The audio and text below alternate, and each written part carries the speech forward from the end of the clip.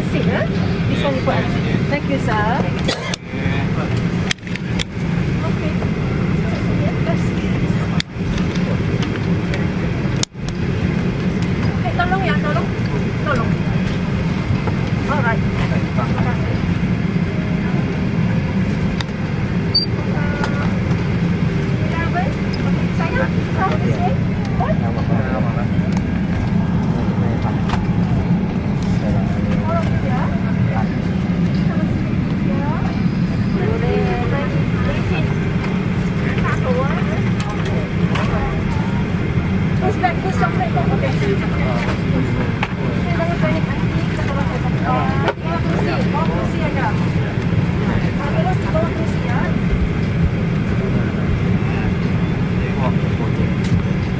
Very warm welcome to our esteemed, enriched and wonderful frequent flyer members.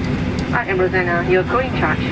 On behalf of Captain Muhammad Zamini, our flight time to Kuala Lumpur is 2 hours. All electronic devices must now be put in flight mode, switched off and disconnected from the in-seat power supply system and USB port for taxi and takeoff. For your information, the cabin has been sanitized and disinfected for your safety and well-being. The wearing of face mask on board is optional. However, in the event that oxygen masks are deployed, please remove your face mask before putting on an oxygen mask. Call us if you need assistance and enjoy our Malaysian hospitality.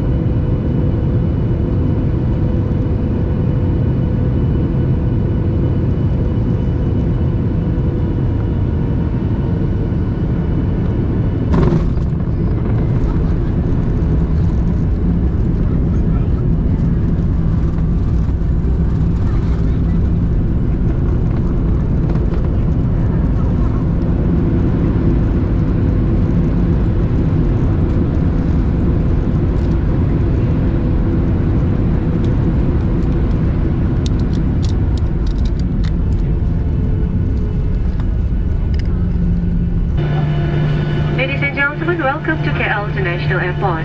To our visitors, may we say selamat datang to beautiful Malaysia and to Malaysians welcome home. Please remain seated with your seatbelt fastened until the seatbelt sign is switched off. Take care when opening the overhead compartment and remember to take all your belongings with you. All electronic devices must remain switched off until doors are open. Transit passengers are advised to check flight information display screens or proceed to the transfer desk for assistance. You are required to be at your departure gate 30 minutes prior to departure time to avoid being denied boarding. It's been our pleasure serving you. Thank you for flying Malaysia Airlines, a member One World Alliance, and we hope you enjoyed our Malaysian hospitality.